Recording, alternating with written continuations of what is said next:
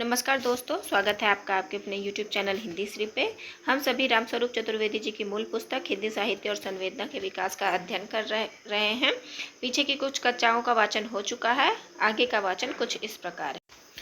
इस संदर्भ का एक और महत्वपूर्ण पक्ष है जिसका भारतीय समीक्षा में उल्लेख अभी होना है। लंबे अरसे तक खोई रही वेस्टलैंड की पांडुलिपियों के प्रकाशन के समय जो समय है इसका वो है 1971। यह देखा गया है कि एलियट ने इस काव्य के निमित्त छोटे बड़े कई अंश और रचे, जिनमें से कुछ को अपने मित्र पाउंड की सलाह पर और कुछ को अन्य कारणों से उसमें शामिल नहीं किया। ऐसा ही एक अंश है जिसमें कुल एक छंद है, अपने में स्वतः संपूर्ण छंद यों है: I am the resurrection and the life, I am the things that stay and those that flow, I am the husband and the wife and the victim and the sacrificial life, I am the fire and the butter also. अर्थात मैं ही पुनर्जन्म और जीवन हूँ, मैं अचर हूँ और चर भी हूँ, पति और पत्नी मैं दोनों जन हूँ, बलि पशु हूँ, मैं ही यज्ञ छूर पावन हूँ, मैं हवि हूँ और वैश्वानर भी। साफ दिखता है कि यहाँ पहली पंक्ति ईसा मसीह की है, बाइबिल से ली हुई, और शेष पंक्तियों की विधान में गीता के विराट रूप प्रसंग की छाया है जो कृष्ण द्वारा व्याख्यायित है। किसी बड़े कवि द्वारा पाश्चात्य और भारतीय दृष्टि का ऐसा विराट संगम दुर्लभ है।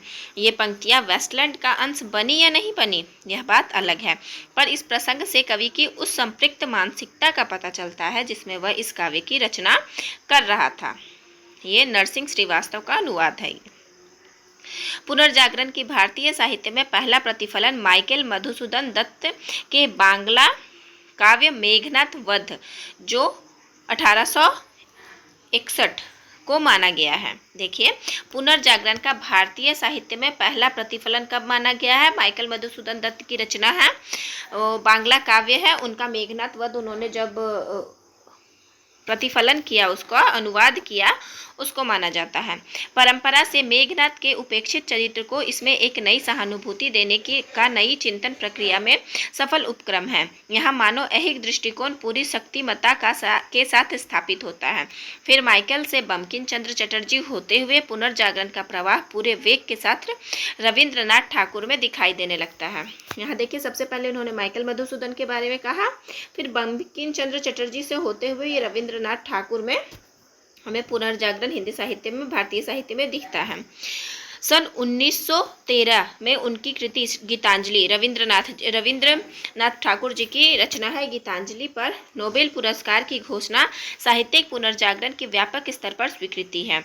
हिंदी क्षेत्र में पुनर्जागरण की पहली सशक्त साहित्यिक अभिव्यक्ति भारतेंदु हरीशचंद्र, जो 1850 में उनका जन्म है, 85 में उनकी मृत्यु है, के व्यक्तित्व में मिलती है। यहाँ देखिए, हिंदी क्षेत्र में वहाँ साहित्य था,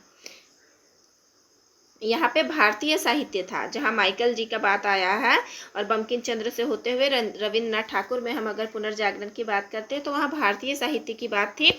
और यहाँ हिंदी क्षेत्र में पुनर्जागरण की पहली सशक्त साहित्यिक अभिव्यक्ति भारतेंदु हरीशचंद्र में के व्यक्तित्व में मिलती है। यहाँ स्मरणीय है कि आधुनिक काल में संस्कृति का प्रवाह पूर्व से पश्चिम की ओर रहा है। आधुनिक काल में पूर्व से पश्चिम की ओर परंपरागत आर्य संस्कृति के केंद्र पश्चिमी भारत में थे, और तब पूर्व को अनार्य और अपभ्रष्ट जीवन पद्धति का स्थान माना जाता था। पुनर्जागरण के प्रवाह की दिशा उलट गई। पहले पूरबिया या कि पूरब के साकिनों यानी मीर साहब पूरब का प्रयोग करते हैं, मशरिक का नहीं। किसी को कहना उनका अपमान करना था। 19वीं तथा 20वीं सदी के बंगाल के पश्चिमा प्रयोग ने उनका स्थान ले लिया। अंग्रेजी राज की सबसे बड़ी विशिष्ट रेलगाड़ी अप हावड़ा कालका मेल की यात्रा दिशा मानो तत्कालीन सांस्कृतिक प्रवाह का प्रतीक हो गई। और तब यह अकारण नहीं है कि बिहारी जो है पूर्वी हिंदी और पश्चिमी हिंदी क्षेत्रों में हिंदी साहित्य के आरंभिक रचना केंद्र, पत्रकारिता और प्रकाशन संस्थान कुछ इसी क्रम में विकसित हुए। कलकत्ता, पटना, काशी, मिर्जापुर, इलाहाबाद, कानपुर और दिल्ली। आधुनिक हिंदी लेखकों में पूरब के साकिनों की अपेक्षया अधिक संख्या और काशी के विशिष्ट केंद्र का जो उल्लेख पहले किया गया उसकी कुछ व्याख्या यहाँ हो जाती है।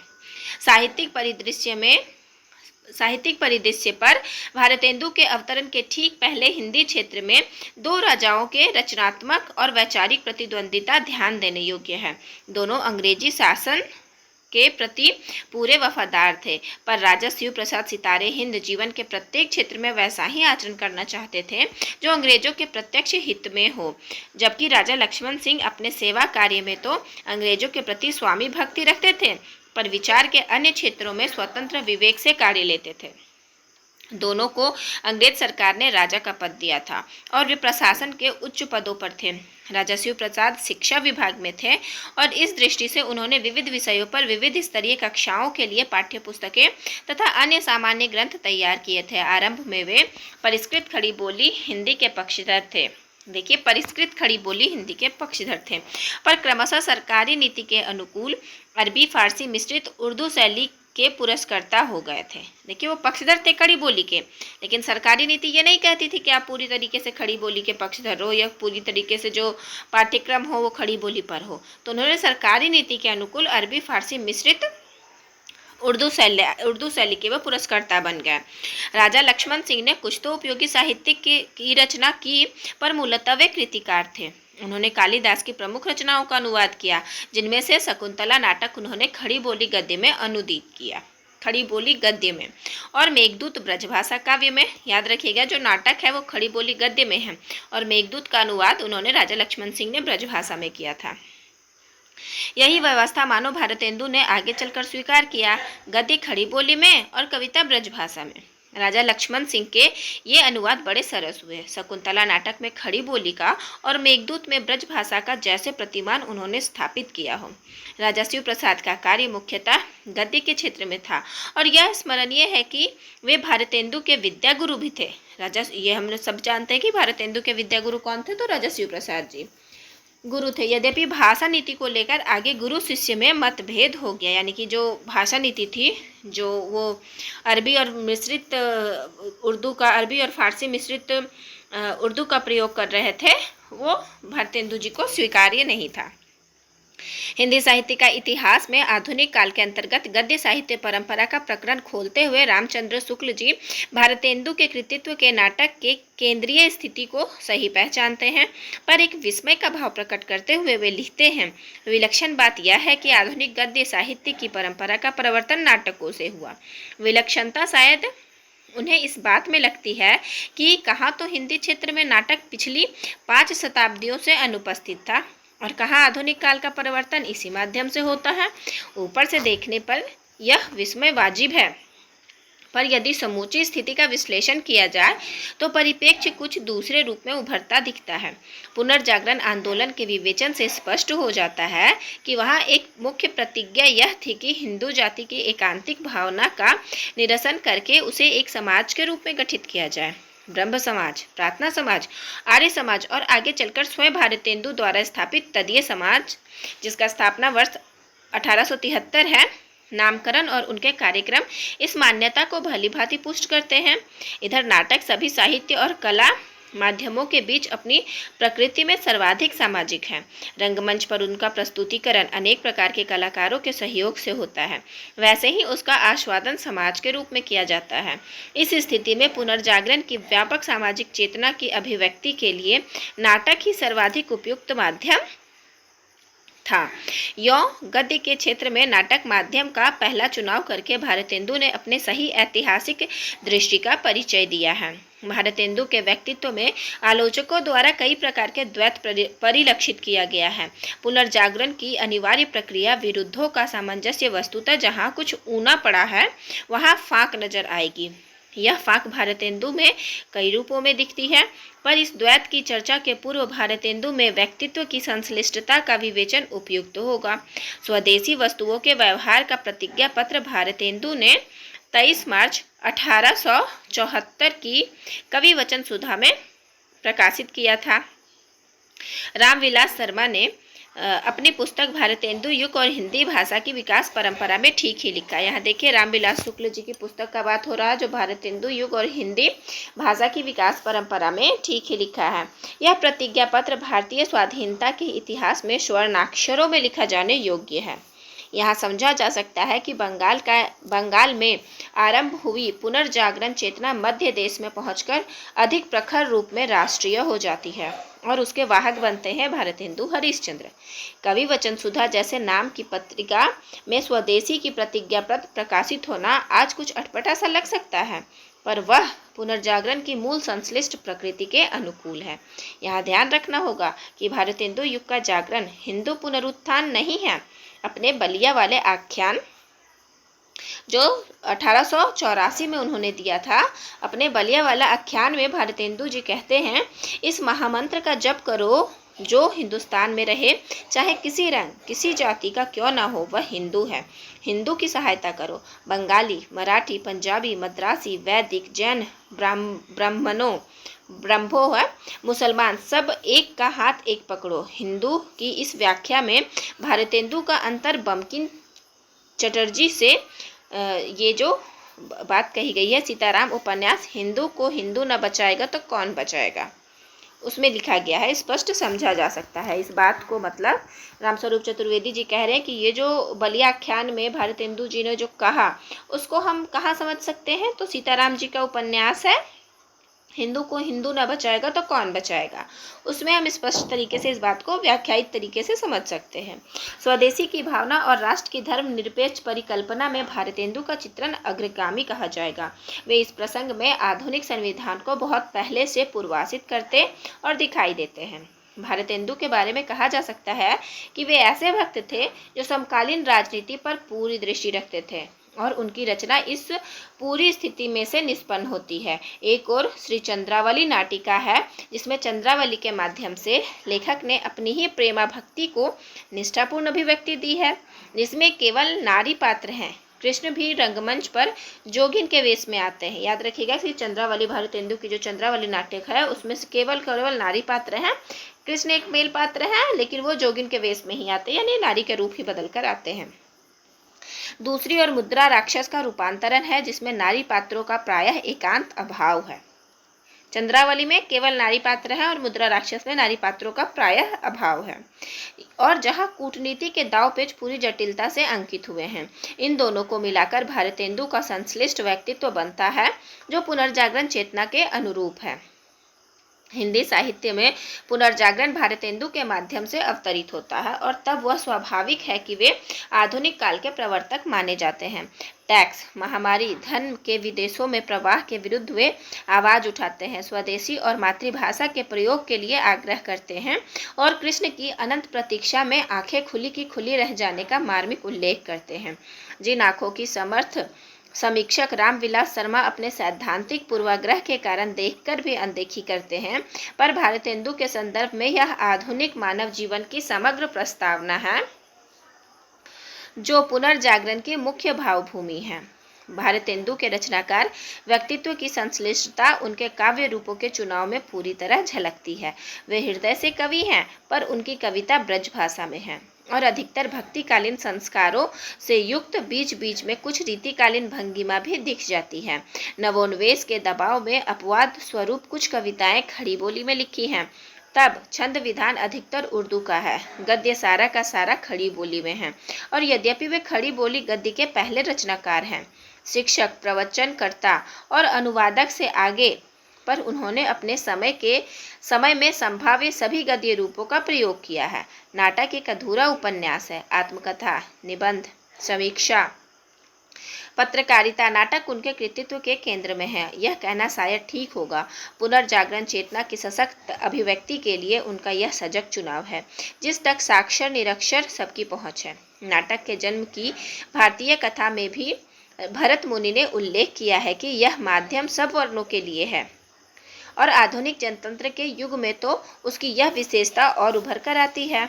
भारत हिंदू ने पूरे अधूरे मूल अनुवाद सब मिलाकर 17 नाटक रचे हैं। नाटक शीर्षक से एक लंबा निबंध लिखा है। बहुत महत्वपूर्ण है कि उनके कुल नाटकों की संख्या 17 है, और ये जो नाटक शीर्षक है वो उनका एक निबंध है, और वो भी लंबा निबंध है, जो 1883 ईस्वी का है, जो हिंदी आलोचना की आधारशिला कहा जा सकता है। और बड़ी बात यह है कि नाटक और रंगमंच को अभिन्न मानकर उन्होंने स्वयं और अपने मित्र मंडली के माध्यम से नाटकों के अभिनय को बराबर प्रोत्साहन दिया है। यहाँ तक कि अपने जीवन का अंतिम संवाद उन्होंने नाटक की लक्षणा में ही बोला है। हमारे जीवन नाटक का प्रोग्राम नित नया नया छप रहा है। पहले दिन ज्वर की, दूसरे दिन दर्द की, तीसरे दिन खांसी की सीन हो चुकी है। देखिए लास्ट नाइट कब होती है। भारतेंदु ने संस्कृत, बांग्ला, अंग्रेजी तीनों स्रोतों से नाटकों के अनुवाद किए हैं। उनका दुर्लभ बंधु जो 1880 का नाटक है, अंग्रेजी के द मर्चेंट ऑफ वेनिस का रूपांतरण है। शेक्सपियर के हिंदी में बिल्कुल आरंभिक अनुवादों में से है। शेक्सपियर का पहला हिंदी अनुवाद माना जाता है। द कॉमेडी ऑफ एरर्स का रत्नचंद्र द्वारा प्रस्तुत शीर्षक भरम जालक नाटक जो 1879 का है। मौलिक नाटकों में विषय, नाट्य रूप, ऐतिहासिक क्रम हर दृष्टि से वैविध्य द्रष्टव्य है। इनमें से अंधेर नगरी जो 1881 का है को समकालीन क्लासिक की कोटि में गिना जाता है। अंग्रेजी राज पर तात्कालिक रूप में और शासन सत्ता की प्रकृति पर शाश्वत रूप में यह सरल शैली में लिखा गया पर उतना ही तीखा व्यंग्य है। इसे प्रहसन कहकर हम इसकी पूरी नाट्य प्रक्रिया का सरलीकरण कर लेते हैं। जोनाथन स्विफ्ट की अंग्रेजी रचना ग्लिवर्स ट्रैवल्स की तरह इसमें अर्थ की परतें अनेक स्तरों पर खुलती है। इसलिए बच्चों से लेकर ज्ञान वृद्धों तक के बीच में यह रचना लोकप्रिय है। जैसा कहा गया, शासन सत्ता का अंधापन और अंधेर इस नाटक का मुख्य उपजीव्य है। तत्कालिक संदर्भ ब्रिटिश राज का अन्याय है। नाटक की इस प्रकृति के कारण यह आधुनिक नाट्य मंडलियों की बड़ी प्रिय प्रस्तुति है। राष्ट्रीय नाट्य विद्यालय दिल्ली, प्रयाग रंगमंच इलाहाबाद। ये भी याद रख लीजिएगा कि राष्ट्रीय नाट्य विद्यालय दिल्ली में है और प्रयाग रंगमंच इलाहाबाद में है। तो आदि अनेक संस्थाओं ने अपने अपने ढंग और आग्रह के साथ इसे प्रस्तुत किया है। बाजारे के दृश्य में जात वाले की विज्ञप्ति 1 टका दो, हम अभी अपनी जात बेचते हैं। टके के वास्ते ब्राह्मण से धोबी हो जाएं और धोबी को ब्राह्मण कर दें। टके के वास्ते जैसी को हो वैसी अवस्था दें। आधुनिक राजनीति में दल बदल की दिन दिन बढ़ती प्रवृत्ति पर अनायास ही बड़ी तीखी चुटकी है। आज के युग में हमारे माननीय बिहार के मुख्यमंत्री जी के लिए ये उदाहरण बैठता है। इस समूचे दृश्य में एक ओर विक्रेताओं द्वारा अपनी वस्तुओं का विज्ञापन और दूसरी ओर समकालीन स्थितियों पर टिप्पणी, ये मिलकर एक नए तरह के कोरस का निर्माण करते हैं। कुंजड़िन की उक्ति लें, हिंदुस्तान का मेवा फूट और बैर मानव सूत्र रूप में सारे हिंदुस्तान के इतिहास को बयान कर देती है। नाटक के जनतांत्रिक माध्यम में जिसे पढ़े लिखे और अपढ़ समान भाव से देख और समझ सकते हैं। सत्ता के अन्याय का ऐसा तीखा पर निर्विकार सा लगता प्रदर्शन अन्यत्र कठिनाई में से मिलेगा। अंग्रेजी राज के प्रति एकदम सीधा पर कानून की पकड़ में ना आने वाला संकेत भारतेंदु ने यों किया है। अंधाधुंध मचियो सब देसा, मानहु राजा रहत विदेशा। यहाँ अर्थ की कुंजी छोटे से अव्यय शब्द मानहु में है, जो उत्प्रेक्षा और सामान्य उक्ति दोनों की भंगिमा एक साथ लिए है। 7 समुंदर पार स्थित अंग्रेजी शासक के अन्याय का ऐसा सीधा और दो टूक वर्णन करना बड़े लेखकीय जोखिम की बात है। और रोचक बात यह है कि जगह जगह भारतेंदु अंग्रेजी प्रशासन की प्रशंसा भी करते चलते हैं। यही भारतेंदु की दृष्टि में फाक वाली बात आती है। अंग्रेजों के प्रति भारतेंदु युग के लेखकों के आकर्षण और विकर्षण भाव की चर्चा कई बार होती है। स्वयं भारतेंदु की इस प्रसंग में दृष्टिकोण इन 2 पंक्तियों में आ जाता है। अंग्रेज राज सुख साज सजय सब भारी, पैधन विदेश चली जात इहे अति ख्वारी। मुसलमान शासकों के टूटते बिखरते राज की अव्यवस्था को देखते अंग्रेजी शासन की नई व्यवस्था निश्चित ही सराहनीय थी, पर इस तरह का कठोर आर्थिक शोषण इसके पहले कभी नहीं हुआ। यह बात भी उस युग के मनीषियों के सामने बहुत स्पष्ट थी। अंग्रेजों के प्रति आकर्षण विकर्षण भाव का सूत्र यही मिलता है, जो आगे चलकर भी भारतीय मानस को बराबर बांटे रहा। उनके मन में राजभक्ति और राष्ट्रभक्ति दोनों अपने स्थान पर खड़ी है। भारतेंदु अंग्रेजी शासन की अंधेरगर्दी का जैसे खुलकर वर्णन करते हैं, वैसे ही आत्मीयता के साथ महारानी विक्टोरिया की कल्याण कामना करते हैं। 1847 के स्वतंत्रता संग्राम के प्रति वे आकृष्ट होते हैं, पर कुछ भयभीत मुद्रा में। कठिन सिपाही द्रोह अनल जाजल बल नासी, जिन भय सिर ना हिलाए सकत कहूँ भारतवासी। वास्तविकता यह है कि इन दोनों मनस्थितियों का सामंजस्य भारतेंदु के समय तक संभव हो नहीं पाता। जिन विरोधों के समन आगे चलकर महात्मा गांधी करते हैं, जहां पहुंचकर पुनर्जागरण को अपनी निष्पत्ति प्राप्त होती है, और यह भी ठीक है कि वहां से चक्र फिर उल्टा चलने लगता है। पुनर्जागरण ने आध्यात्म को लोक सेवा से जोड़ा और फिर लोक सेवा को राष्ट्रीयता से। कुछ इस तक तो राष्ट्रीयता का सांस्कृतिक आधार पुष्ट रहा, पर ज्यों ज्यों उसके स्वरूप में राजनीति प्रवेश करती गई, त्यों त्यों न्यस्त स्वार्थ प्रबल होते गए। संस्कृति एकीकरण करती है, राजनीति विभाजन। यह भारतीय पुनर्जागरण और उसके बाद के काल में अच्छी तरह देखा जा सकता है। भारतीय प्रक्रिया संस्कृति से राजनीति की ओर उन्मुख हुई है। देखिए, भारतीय प्रक्रिया क्या हुआ, संस्कृति से राजनीति की ओर उन्मुख हुई, जबकि अमेरिकी मनीषी एडम्स की नीति थी कि पहले राजनीति और रणनीति को पढ़ लिया जाए, तब धीरे धीरे संस्कृति की ओर अग्रसर होना चाहिए। लेकिन भारतीय प्रक्रिया उल्टा था, जबकि एडम्स उल्टा मानते थे। पुनर्जागरण प्रक्रिया के दोनों उदाहरण हमारे सामने हैं। इसके परिणाम इतिहास में अधिक स्थायी होंगे, इसकी भविष्यवाणी इतनी जल्दी मुनासिब नहीं है। भारतेंदु युगीन द्वैत पुनर्जागरण प्रक्रिया के साथ साथ चलता है। भारतेंदु ने अपनी व्यवस्था कुछ इस प्रकार रखी थी। विचार आंदोलन खड़ी बोली गद्य का यह एक पक्ष था, जबकि दूसरे पक्ष में थे संस्कार रचना ब्रजभाषा कविता। भारतेंदु विचारों से जितने आधुनिक थे, संस्कारों से नहीं, और यह स्वाभाविक था। पहले विचार बदलते हैं, तब संस्कार उनका अनुसरण करते हैं। इस संदर्भ में उनके साहित्यिक व्यक्तित्व की यह व्यवस्था सजग हो या सहज बुद्धि से बहुत कुशल और उपयुक्त थी। संस्कारों और रचना की आधुनिकता का आरंभ छायावाद युग से देखा जा सकता है, जहाँ काव्य भाषा भी एक रूप होकर अधिक अर्थक्षम होती है, कविता और गद्य दोनों क्षेत्रों में। भारतेंदु युगीन लेखक संवेदनात्मक स्तर पर परस्पर बहुत निकट रहे हैं। एक कारण तो शायद यह था कि लेखकीय मंडल का यह जीवन, जो साहित्यिक पत्रकारिता से जुड़ा था, अपने नए नए उत्साह में समान आदर्शों से अभिप्रेरित था।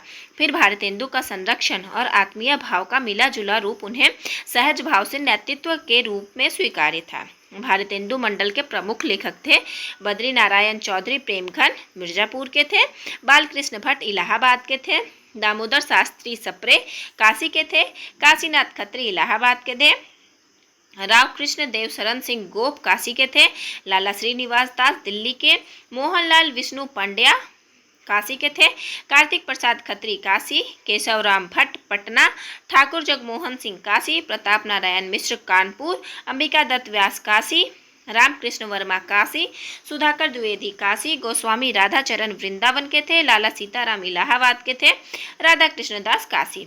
मंडल के केंद्र में भारतेंदु थे और काशी एक प्रकार से उनका केंद्रीय स्थान था।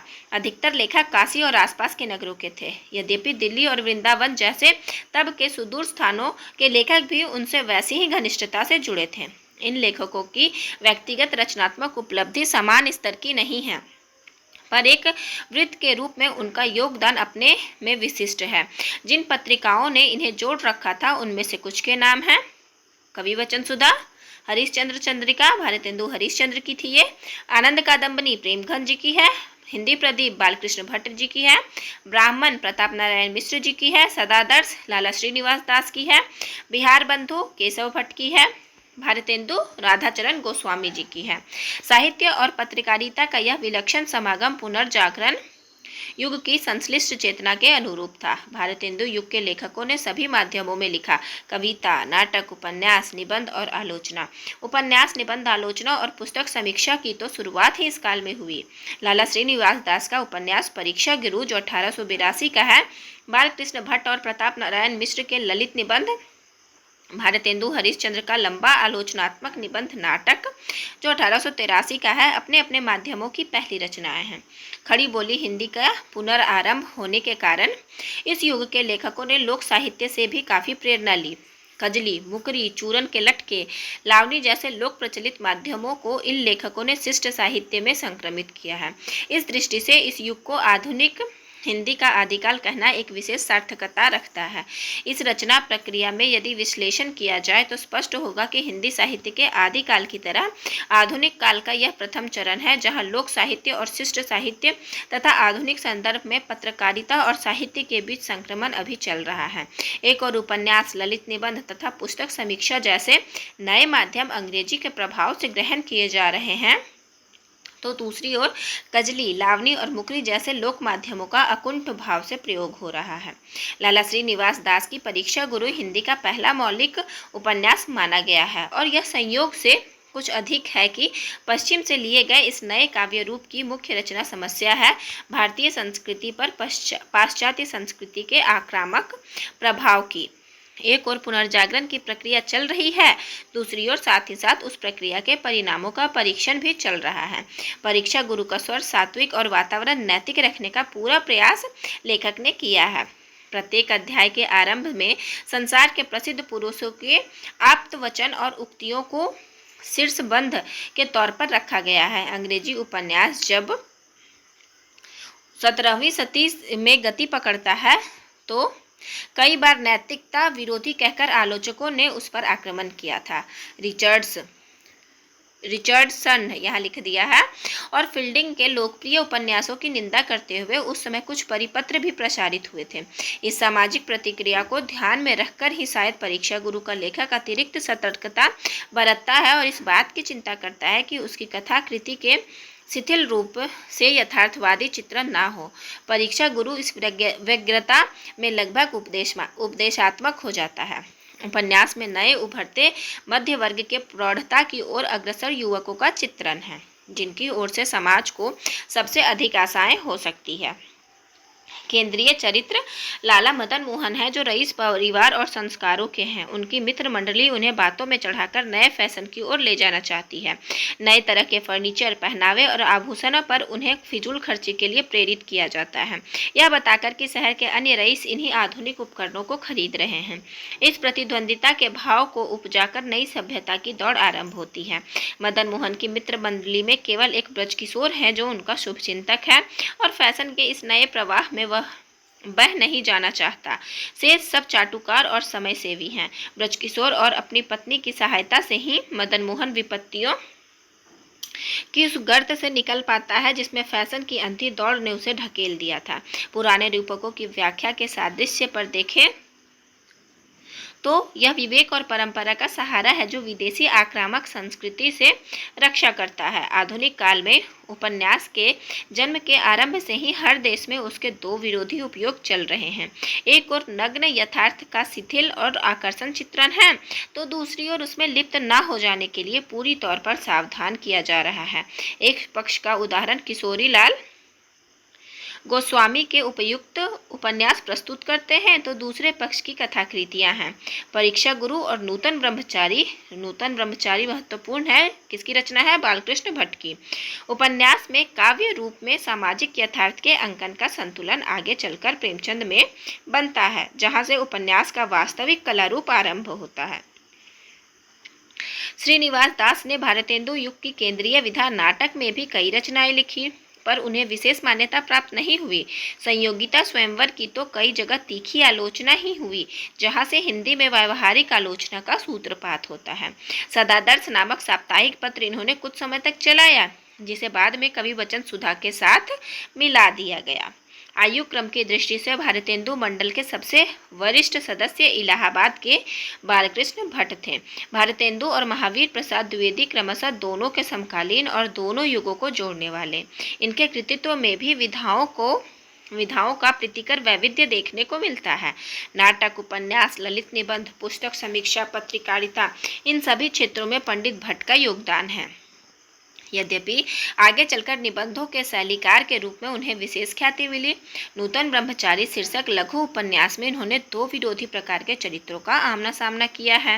विनायक उपन्यास का केंद्रीय चरित्र है, जिसका यज्ञोपवीत संस्कार अभी अभी हुआ है और जिसके माता पिता आयोजन के अंतिम कार्यक्रम भोज की व्यवस्था के लिए कुछ आर्थिक सहायता प्राप्त करने के उद्देश्य से परिवार के एक मित्र के घर गए हुए हैं।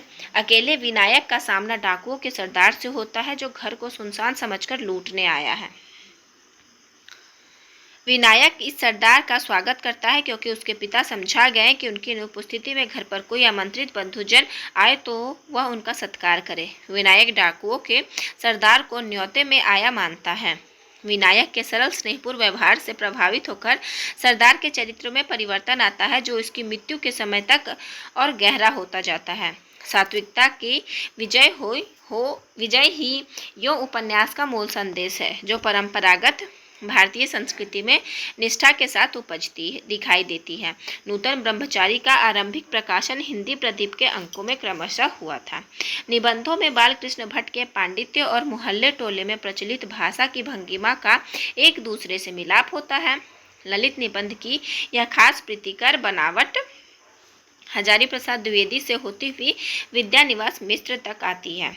वैचारिक क्षेत्र में लेखक की तेजस्विता उसके पत्रकार रूप में दिखाई देती है। हिंदी प्रदीप के लेखों और टिप्पणियों की निर्भीकता हिंदी पत्रकारिता की उस श्रृंखला का अंग है जो भारतेंदु की कवि वचन सुधा और हरिश्चंद्र मैगजीन, जो बाद में चलकर चंद्रिका हो गया था, से आरंभ होकर महावीर प्रसाद द्विवेदी की सरस्वती तक चलती है। भारतेंदु युग और द्विवेदी युग के लेखकों का प्रशिक्षण पत्रकारिता की पाठशाला में हुआ है। कॉलेज और विद्यालय की उपलब्धियां वहां बहुत कम हैं। हिंदी प्रदीप के पृष्ठों में ही हिंदी के व्यवहारिक समीक्षा का जन्म होता है। 1886 के प्रदीप में बालकृष्ण भट्ट ने लाला श्रीनिवास दास के नाटक संयोगिता स्वयंवर की सच्ची समालोचना प्रकाशित की। यह भारतेंदु के निबंध नाटक, जो 1883 का था, से हिंदी में सैद्धांतिक आलोचना का सूत्रपात होता है, तो सच्ची समालोचना 1886 से व्यवहारिक आलोचना का। यह आलोचनात्मक लेखन अपने युग की केंद्रीय विधा नाटक से जुड़ा है, तो यह हिंदी आलोचना की सावधानी का ही प्रमाण कहा जाएगा। भारतेंदु आधुनिक काल में गद्य का आरंभ पुनर्जागरण चेतना के स्वरूप को ध्यान में रखते हुए नाटक से करते हैं, तो आलोचना भी इस चुनाव के महत्व को समझने में चूक नहीं करती। बालकृष्ण भट्ट के सहयोगी और प्रायः समानांतर लेखक के रूप में प्रताप नारायण मिश्र का नाम आता है, पर यह भारतेंदु की तरह पांडित्य के बजाय लोक जीवन की ओर अधिक झुके थे। ब्राह्मण पत्र के संपादक के रूप में इन्होंने अनेक विषयों पर निबंध तथा टिप्पणियां लिखी।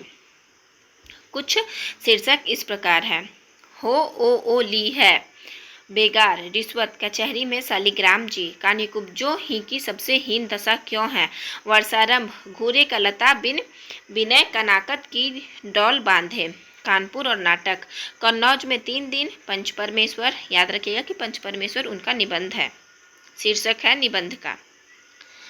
जिंदा दिली के कारण इनके निबंधों में सामाजिक विवेचन और विनोद प्रियता पर्याप्त मात्रा में है, और कविताओं में लोक शैली का आश्रय जगह जगह लिया गया है। कानपुर लावनी गायन का केंद्र होने से इन्होंने इस रूप में भी रचना की है और आल्हा शैली में भी, यानी कि उन्होंने लावनी में भी रचना की है और आल्हा शैली में भी। हिंदी पुनर्जागरण के नेता भारतेंदु के नीति के अनुसार प्रताप नारायण मिश्र ने भी नाटक के क्षेत्र में विशेष कार्य किया है। उन्होंने स्वयं कई नाटकों और प्रहसनों की रचना की तथा उनके अभिनय में बराबर रुचि लेते रहे। प्रसिद्ध है कि किसी स्त्री पात्र की भूमिका में उतरने की जब जरूरत हुई तो उन्होंने अपने पिता के पास जाकर उनके जीवित रहने पर ही अपनी मूछें मुड़ाने की अनुमति मांगी थी। कानपुर और नाटक शीर्षक से टिप्पणी लिखते हुए अपने नगर में हुए नाटकों के अभिनय का परिचय उन्होंने दिया है। कानपुर और नाटक में टिप्पणी से स्पष्ट है कि भारतेंदु के कई नाटकों सत्य हरिश्चंद्र, नील देवी और अंधेर नगरी का मंचन यहाँ हुआ है। स्वयं अपने योगदान का उल्लेख करते हुए लिखा है कि केवल 82 के सन में प्रताप मिश्र की दौड़ धूप से नील देवी और अंधेर नगरी खेली गई। टिप्पणी के अंत में नगर के रंगकर्मियों को अधिक प्रस्तुतियों के लिए प्रोत्साहित किया गया है। भारतेंदु और लाला श्रीनिवास दास की भांति प्रताप नारायण मिश्र को भी कम आयु मिली, क्रमशः 35 वर्ष, 36 वर्ष और 38 वर्ष, यानी कि भारतेंदु जी 35 वर्ष के थे, श्रीनिवास दास में 36 वर्ष में इनकी मृत्यु हो जाती है और प्रताप नारायण मिश्र की 38 वर्ष में। इनको अगर जीवन और मिलता तो आज हमारा हिंदी साहित्य और समृद्ध रहता। वर्षों की अल्पावधि में ही इन लेखकों ने युगांतर उपस्थित कर दिया। इससे इन रचनाकारों की साहसिकता और निष्ठा का पता चलता है। नाटक के अतिरिक्त भारतेंदु युग में अनुवाद कार्य को भी लेखकीय कार्यक्रम में महत्ता दी जा रही थी। प्रताप नारायण मिश्र ने बंगला के प्रख्यात उपन्यासकार बंकिम चटर्जी की कई कथा कृतियों का अनुवाद किया है। भारतेंदु मंडल का संस्कार 20वीं शताब्दी में अपेक्षाकृत दूर तक लाने वाला लेखक बद्रीनारायण चौधरी प्रेमघन है। लोक जीवन से जुड़ी रईसी और उसकी पृष्ठभूमि पर विकसित राष्ट्रीय भावना भारतेंदु और प्रेमघन दोनों मित्रों की निजी चरित्र का अंग है, जिसे उनकी पत्रकारिता ने खूब खिलाया। प्रेमघन ने 2 पत्र निकाले थे, आनंद कादम्बनी और नागरी नीरद। प्रेमघन की प्रायः सभी रचनाएं पहले इन पत्रों में प्रकाशित हुई। हिंदी के व्यावहारिक आलोचना का सूत्रपात बालकृष्ण भट्ट और प्रेमघन की पत्रिकाओं में हुआ है।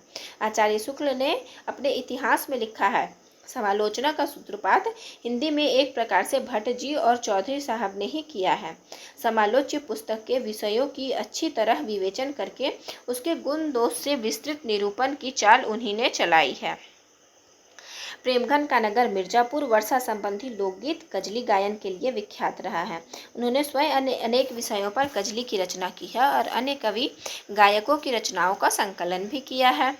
कजली गायकी के उत्सवों में वे प्रायः शामिल होते। एक बार भारतेंदु के साथ भी ऐसे आयोजन में सम्मिलित हुए थे। प्रेमघन उपनाम तथा उनके दोनों पत्रों के नामकरण में कादम्बनी और नीरद की उपस्थिति अज्ञात रूप से इस वर्षा मंगल काव्य से जुड़ी हो तो कोई आश्चर्य नहीं। भारतेंदु द्वारा प्रवर्तित आधुनिक काल में एक और पश्चिम की नई चेतना से संपर्क का यत्न है, तो दूसरी ओर अपने लोक जीवन से जुड़े रहने की उतनी ही उत्कट लालसा। पत्र पत्रिकाओं के आयोजन से यदि एक उद्देश्य की पूर्ति होती है तो नाटक और लोक काव्यों के प्रचार प्रसार से दूसरे उद्देश्य की। यही कारण है कि इस युग के लेखकीय कार्यक्रम में 3 अंग बराबर मिलते हैं, पत्रकारिता का निरंतर आयोजन, नाट्य लेखन और अभिनय, तो तीसरा है तथा कजली लावनी जैसे स्थानीय लोक माध्यमों का संवर्धन। यह लोक जीवन से जुड़े रहने की चिंता भारतेंदु युगीन लेखक को पश्चिमी संस्कृति के प्रवाह में बहने नहीं देती। विचारों और संस्कारों दोनों के यथावश्यक पोषण और परिमार्जन का यह निश्चय ही एक कुशल ढंग कहा जाएगा।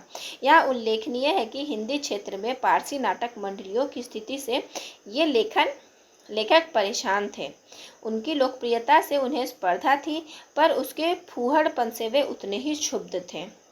1871 के आसपास बम्बई का आरंभ इस व्यावसायिक रंगमंच प्रणाली ने अधिकतर 2 प्रकार के नाटक अपनाए, धार्मिक और इश्क संबंधी। सामान्य जनता की इन 2 मूल प्रवृत्तियों को संतुष्ट करके ये अपना व्यवसाय चलाते थे। इन पारसी कंपनियों का दौर प्रायः 1930 तक बना रहा, जब सिनेमा के बढ़ते प्रभाव में ये समाप्त हो गई। पारसी नाटकों के विरोध में स्वयं भारतेंदु जी नाटक शीर्षक निबंध में ये बताते हैं, और उनके सहकर्मियों ने बहुत कुछ लिखा, पर उनके किन्हीं लटकों को उन्होंने स्वीकार भी किया। यह उनके मन में स्पष्ट हो गया था कि अधिकांश में निरक्षर जनता के बीच बैठने के लिए रंगमंच और लोक माध्यमों से उपयुक्त कोई और प्रणाली नहीं है। भारतेंदु युग के लेखकों ने इन 2 माध्यमों का भरपूर उपयोग किया। आज की कक्षा का वाचन यहीं तक। धैर्य से बने रहने के लिए बहुत बहुत धन्यवाद। आशा करती हूँ यह वीडियो आपको ज़रूर लाभान्वित करेगी।